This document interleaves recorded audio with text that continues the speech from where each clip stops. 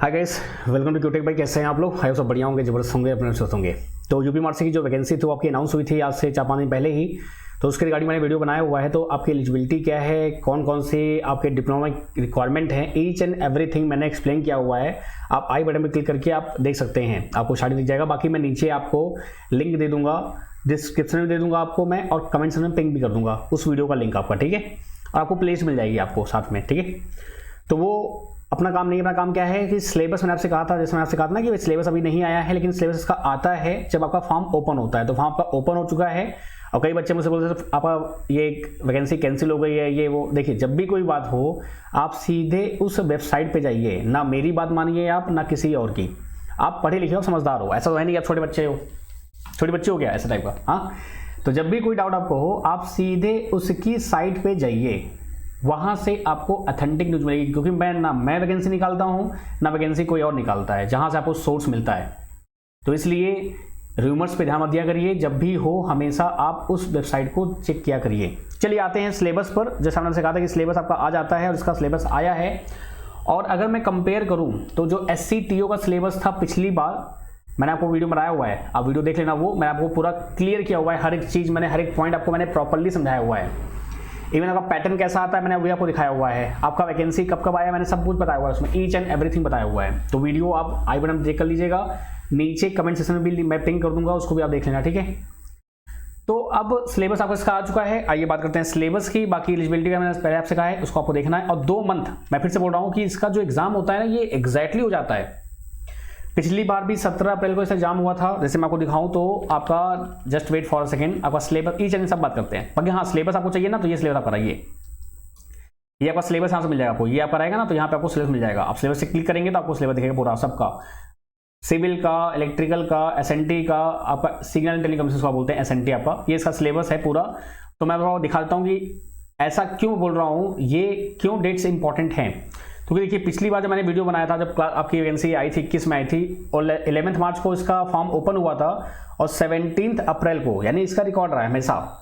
मार्च में देखो 17, उस बार तो पहले हो गया था, इस बार तो वो टाइम मिल रहा है थोड़ा सा, 2 जनवरी आपका हो रहा है। तो और आपका पेपर भी 17 अप्रैल को हो गया था। तो इसको हल्के मत लीजिएगा। अगर आप फॉर्म भर रहे हैं और आप तैयारी करना चाहते हैं तो एकदम प्रॉपर सटीक तैयारी करनी पड़ेगी आपको, तभी आप चीज़ों कर पाएंगे। और जैसा आप जानते हैं कि मेरा काम वही है कि आपको सटीक तरीके से तैयारी करना हो। कि बहुत सारे बच्चे कल से लगातार मुझे मैसेज कर रहे हैं और क्लासेस इतनी लगी हुई हैं। अभी मैं ऐप पर 4 क्लास ले रहा हूँ डेली बेसिस पे, क्योंकि IMD एग्जाम का डेट आ चुका है इसलिए, और DRDO का भी आपका एग्जाम डेट टायर 1 का आ चुका है, तो टायर 2 का कभी भी आ सकता है। तो इसलिए मैंने कहा पहले भाई जरूरी खत्म करना है इसको। तो इसलिए टाइम निकाल के ये वीडियो बनाना पड़ रहा है, क्योंकि आप लोग को प्रॉपर्ली मैं गाइड कर सकूं। जो ऑलरेडी ज्वाइंट है बैचेस में, उनको टेंशन लेना बिल्कुल नहीं है, आपके बैचेस चलेंगे जैसा मैंने आपसे वादा किया था। और मैंने आपसे कहा भी था कि कोर्सेज, जो भी वैकेंसी आएगी मैं आपके लिए कोर्सेज लाऊंगा, और इसके लिए भी कोर्स मुझे लाना ही पड़ेगा, क्योंकि मैंने वादा किया है। बाकी जो ज्वाइन नहीं है वो फिर से कह रहा हूँ, ज्वाइन कर लो भैया, क्योंकि वैकेंसी आपकी लगातार आने वाली है। क्यों नहीं समझ रहे हो आप? इधर उधर परेशान रहोगे आप, फिर दिक्कत होगी आपको। और बहुत ज़्यादा, मैंने क्या बोला आपको, ये टाइम, समय बहुत इंपॉर्टेंट है। ये समय वापस नहीं आता है। जो 4-5 से तैयारी कर रहे हैं ना, उनसे पूछिए आप। जो भी नए नए स्टूडेंट्स निकले हैं पॉलिटेक्निक्स बाहर, जो 4-5 साल से तैयारी कर रहे हैं, उनसे पूछिए आप। उनको पता है कि भाई ये समय सच में वापस नहीं आता। 18 के बाद आपका 22 हो गया, 4 साल निकल के पता नहीं चला, RRB चाहिए आपका 23 में आने वाला है। तो इसलिए बाकी आपकी इच्छा है, ऐसा बिल्कुल नहीं कि हाँ बाकी अभी क्लास चलती रहती हैं। आपकी इच्छा है बिल्कुल नहीं कि हाँ आप ज्वाइन करें, ये आपकी इच्छा है, आपके ऊपर है। ये थोड़ी कि मैं आगे आपके सामने कि भैया नहीं लो, तुम दबा देंगे बटन। हाँ। चलिए तो शुरू करते हैं। आपका 1 तारीख से कल से फॉर्म स्टार्ट हो चुका है। आप फॉर्म फिल कर दीजिएगा जल्दी जल्दी। अगर फॉर्म फिल करना चाहते हैं आप, तब नहीं करना चाहते तो कोई बात ही नहीं है। अगर करना चाहते हो तो जल्दी फॉर्म फिल कर दीजिएगा, वेट मत करिएगा। आपका 2 तारीख को इसका एग्जाम डेट दिया गया है, तो 2-3 जनवरी आपका एग्जाम डेट होगा। नए साल में ही आपका एग्जाम है भाई साहब, देख रहे हो। बाकी नंबर ऑफ पोस्ट कितनी है आपका, बीटेक वालों के लिए बात नहीं होगी, बात होगी डिप्लोमा वालों के लिए। बीटेक वालों का सिलेबस दिया हुआ है, डिक्टो गेट का सिलेबस है, उसको फॉलो कर लीजिए, उससे बाहर आपको नहीं मिलेगा। आपको पूरा गेट का सिलेबस है, ठीक है। बाकी जो डिप्लोमा बच्चे हमारे हैं, 17 इनकी सीट हैं, जो कि 17 सीट अच्छी खासी सीट होती है। आप लोग इसके लिए अवेयर हो, आपके लिए कोई नया चीज नहीं है कि हाँ 17 ही आई है, क्योंकि ये आप जानते हो 10, 15, 20, 25 ही आती हैं। आपका 3 ईयर डिप्लोमा है, आपका इलेक्ट्रॉनिक्स होगा तो भी चलेगा, इलेक्ट्रॉनिक्स एंड कम्युनिकेशन तो भी चलेगा, सब कुछ चलेगा आपका। और मैंने आपको ये बताया था कि बीटेक वाले भी डिप्लोमा फिल कर सकते हैं, मतलब जेईई फिल करते हैं, लेकिन उनका डिप्लोमा होना कंपलसरी है। अगर डिप्लोमा नहीं होगा तो दिक्कत होगी। मैंने सब कुछ बताया हुआ है, आप देख लेना उसको। अब आते हैं हम लोग क्या पे, आपका मेन 140 क्वेश्चन आपके रहेंगे, 140 में से 90 क्वेश्चन आपके रहेंगे टेक्निकल के गारंटी के साथ, क्योंकि 2 साल से जो एग्जाम हो रहा है ऐसे ही हो रहा है। 90 आपके होंगे टेक्निकल और 50 होंगे आपके नॉन टेक, आपका ऐसा एग्जाम पैटर्न रहता है। ठीक है, आपका सिलेबस जो नॉन टेक वाला है वो आपने यहाँ पे देखा हुआ है, बाकी इसका पेपर मैं सॉल्व कराऊंगा और पिछली बार क्वेश्चन कहां से पूछा था मैं भी बताऊंगा आपको, each and everything, don't worry about that. ठीक है, देन आइए फटाफट आते हैं किस पे, आपका सिलेबस पर। तो सिलेबस जो आपका दिया हुआ है डिक्टो आपका जो SCTO वाला सिलेबस था वैसा ही है, बस फर्क क्या है, वहां पे इलेक्ट्रिकल और इलेक्ट्रॉनिक्स वाले दोनों अलाउ थे उस पोस्ट के लिए, इसलिए वहां इलेक्ट्रिकल के सब्जेक्ट भी ऐड थे, जैसे मशीन हो गया, पावर सिस्टम हो गया, एस्टिमेशन एंड कॉस्टिंग हो गया, ये सभी ऐड थे, वही आपके रिमूव हो गए हैं। बाकी डिक्टो सिलेबस वैसा ही है, कुछ भी चेंज नहीं किया इन्होंने। बात समझे आप लोग, इसका प्रूफ भी मैं आपको दे दूंगा, टेलीग्राम पे आपको मैं PDF भेज दूंगा, आप देख लेना, चेक कर लेना। अब इसमें इलेक्ट्रिकल की आपकी जो पोस्ट है वो अलग है, इलेक्ट्रॉनिक्स की पोस्ट अलग है, तो इसलिए आपका जो बेसिक इलेक्ट्रिकल हो गया पूरा आपको पढ़ना है, जो आप पढ़ रहे हैं अभी, जो लोग भी ज्वाइन कर चुके हैं, जो पढ़ा रहा हूं आपको सब पढ़ना है। बाकी जो आपका ये इलेक्ट्रोमैग्नेटिज्म है ये मैं आपको लास्ट में पढ़ाऊंगा कोर्सेज में, जो है आपका प्रॉपर एक व्हाट्सएप ग्रुप बनेगा, आपको प्रॉपर गाइड किया जाएगा, फर्जी आपको कुछ नहीं पढ़ना है, जो पढ़ना है सिलेबस के अकॉर्डिंग ही पढ़ना है। एनालॉग एंड इलेक्ट्रॉनिक्स आपका एनालॉग एंड आपका पूरा पढ़ना है, जो आपका है ईच एंड एवरीथिंग आपको पूरा कवर्ड है यहाँ पर।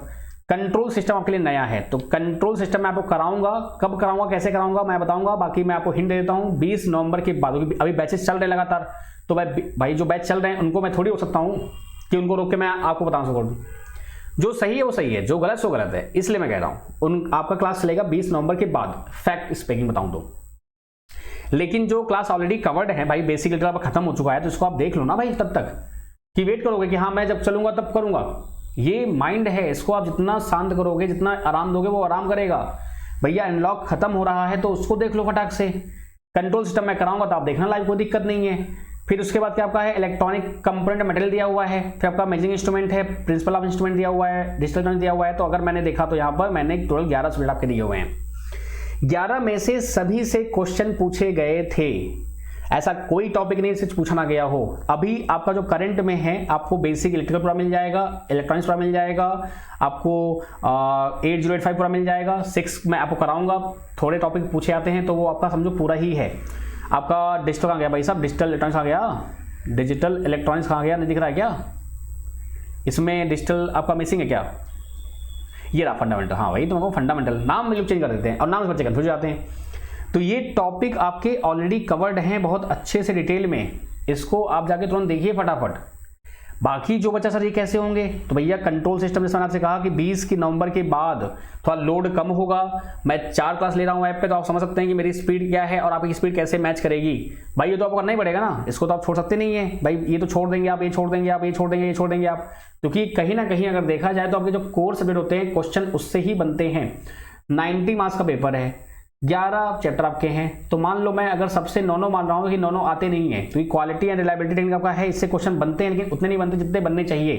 लेकिन मैं भी आपको ये पढ़ाऊंगा, ये आपका मैनेजमेंट का क्वेश्चन पेपर है, मतलब आपका सब्जेक्ट है ये मैनेजमेंट का, MBA वगैरह पढ़ते हैं आप, इसको MBA बोल दीजिए आप, या बीटेक में ही आप पढ़ते हैं, फर्स्ट सेकंड थर्ड सेमेस्टर में पढ़ाया था आपको, हर एक सेमेस्टर में पढ़ाया था आपको। ठीक है, कंप्यूटर एडेड आपका जो इंस्ट्रूमेंट है ये आपका टोटली क्या फोकस्ड है आपका, इसमें आपका जैसे कि आपका लाइक डेट आपका ये क्या दिया हुआ है, ये RS-232 क्या होता है, GPIB क्या होता है, इससे आपके फुल फॉर्म पूछे गए थे पिछली बार, GPIB क्या होता है, बस टाइप क्या होते हैं, जस्ट लाइक आपका माइक्रो प्रोसेसर आप पढ़ोगे तो आपको इससे थोड़ा हिंट मिल जाता है प्रॉपर्ली, एकदम प्रॉपर्ली मैं इनको हर एक लाइन को प्रॉपर्ली मैं आपको समझाऊंगा। ये ऐसा टॉपिक है जो सबका मिक्स है, ये तो अपने आप हो जाएगा। ठीक है, पावर इलेक्ट्रॉनिक्स का बस आपका इंट्रो है, देखो introduction to thyristor and other power controller, controller, inverter, chopper, आपका जितना पढ़ा दूंगा उतना पढ़ लेंगे आप, मोर देन सफिशिएंट है, इससे ज्यादा आपको जरूरत भी नहीं पड़ेगी।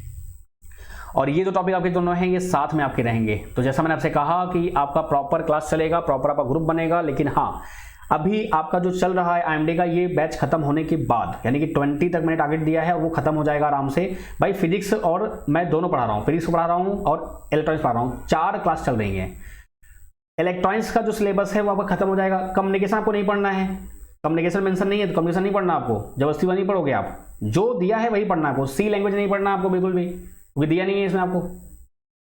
बात समझेंगे हम लोग। तो प्रॉपर गाइड किया जाएगा आपको, इसके लिए आप टेंशन बिल्कुल मत लो। बाकी जिसका डीआरडीओ का है, आईएमडी का है और आपका इसका पेपर तीनों है, तो कैसे आपको मैनेज करना है उसके लिए भी मैं वीडियो लाऊंगा। आप उसके लिए परेशान मत होइए, जहां भी जरूरत पड़ेगी, जैसे भी जरूरत पड़ेगी, मैं आपको हर जगह से गाइड करूंगा, बिल्कुल भी टेंशन मत लीजिए। बाकी यूट्यूब क्लासेस चलती हैं, ऐसे चलती रहेंगी। बस अभी आईएमडी का जो पेपर है, इसमें फिजिक्स वाले बच्चे हमारे जो हैं, जिन्होंने उन पर भरोसा दिखाया, उसको हम भाई ब्रेक कर सकते नहीं है, तो इसलिए आपका सबका सिलेबस खत्म होने के बाद ही हम इस चीज़ों को प्रॉपर वे में चालू करेंगे। बाकी ज्वाइन कर लीजिए अभी आप, क्योंकि भाई 2 मंथ का टाइम है, एटलीस्ट जो हो चुके हैं वो तो खत्म कर लो यार। और ये मैंने आपको बताया पहला, जो मैंने देखा था ना पहले वीडियो में आपका, तो ये मैंने बताया आपको ये कि ये टाइम में डिले नहीं करते बिल्कुल भी। बाकी सिलेबस देखो आपका डिट्टो वैसा ही है, और आपका जो ग्रुप बना हुआ है ना, ऐसे आपका मेट्रो का प्रॉपर ग्रुप बनेगा। जो ऑलरेडी ज्वाइंड हैं पेड कोर्सेज में, उनको टेंशन बिल्कुल नहीं है। इसलिए मैंने कहा था कि इलेक्ट्रॉनिक मास्टर कोर्स क्यों नाम है इसका, इसीलिए नाम है इसका।